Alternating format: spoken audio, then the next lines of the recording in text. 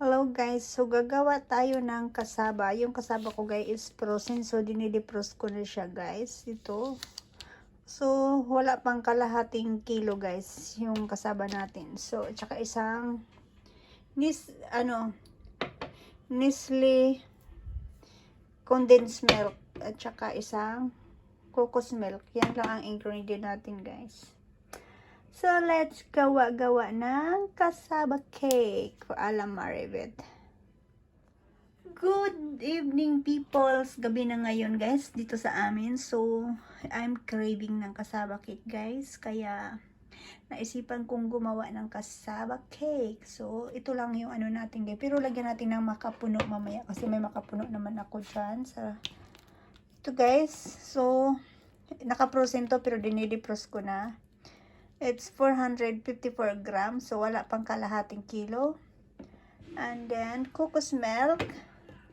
At saka, itong Nestle condensed milk, guys. Condensed to siya, guys. So, hindi ako magagamit ng asukal kasi matamis na to. Ito lang, guys. Ito ilagay ko dito sa bowl. And then, paghaluin ko itong tatlong ingredients. Okay? So, ito, guys.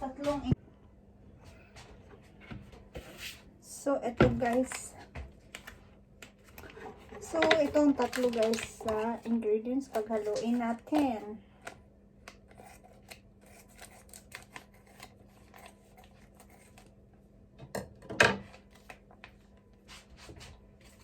Sinipag ako magluto na naman ito. Kasi I'm craving guys eh. Gusto kong kumain ng cassava cake.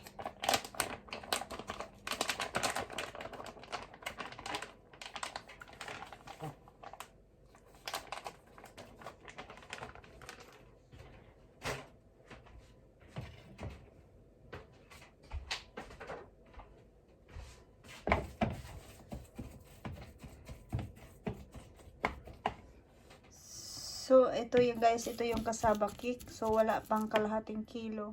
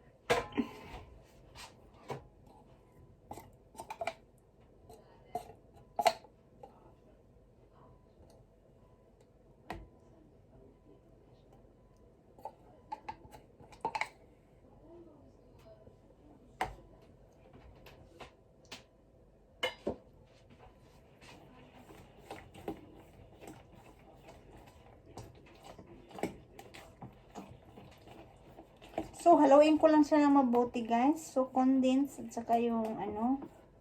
Dito na yung tatlo, yung cassava at saka condense. Cocos milk. Tatlo lang sila, guys. So, haluin lang ng mabuti.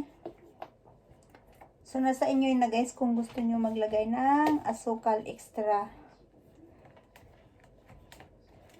Kung gusto nyo ng matamis talaga yung ano nyo, so additional na sugar. Brown sugar pwede white sugar. Pero ako ayaw ko na maglagay ng ano kasi matamis na yung condense guys. Ayaw ko kasi yung masyadong matamis. Kaya hindi na ako maglagay. So ito guys, dito ko siya ilalagay kasi maliit lang pag dito. So, ito na lang siguro ang gagamitin ko.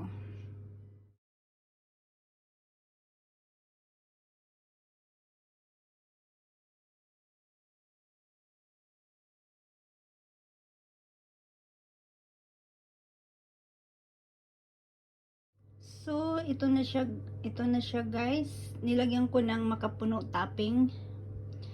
So, ilagay na natin dito sa back oven natin. So guys, ayan na yung kasaba natin sa it's already 45 minutes inside the back oven with 200 grad.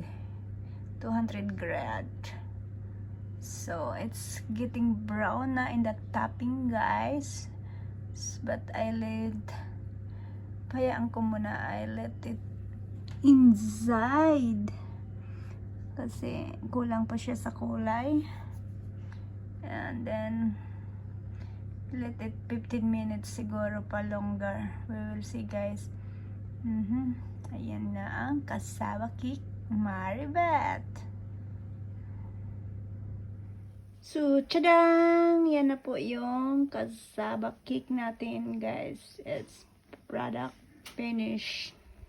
So, antayin na nating malamig. Mayroon na tayong pang merienda bukas. So, guys, ito na yung cassava cake natin.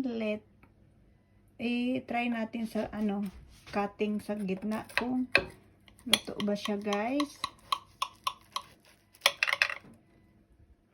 Sa gitna tayo kasi baka, pa sa gitna, no? Tingnan natin. So, let's see. Uy, mukhang okay naman guys. Pangalawang try ko to magluto ng ng cassava cake. So we'll see. With MACAPUNO.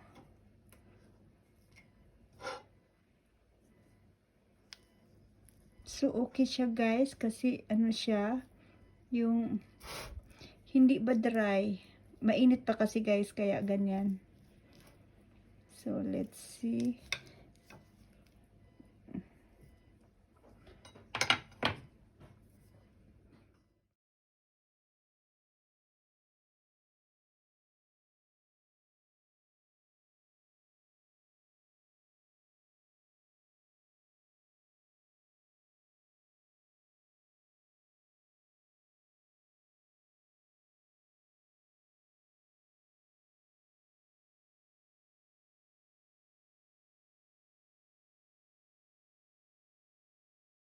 Ito na yung cassava cake natin guys. So, yan.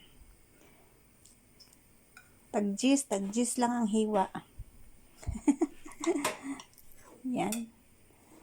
So, ilagay ko na siya sa ref kasi na siya guys, malamig na. So, ko na siya sa Tupperware para anytime na gusto nating kumain, mayroon na tayong pang